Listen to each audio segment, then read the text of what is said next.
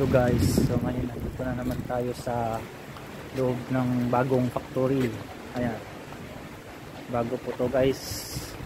And then ito po yung ginawa. Ayan, liit lang po siya, tapos parts pa rin to ng bus. Spot lang yan siya guys, liit lang, kaya lang to isang kamay buhatin kasi manipis yung bakal na, manipis lang. Yan.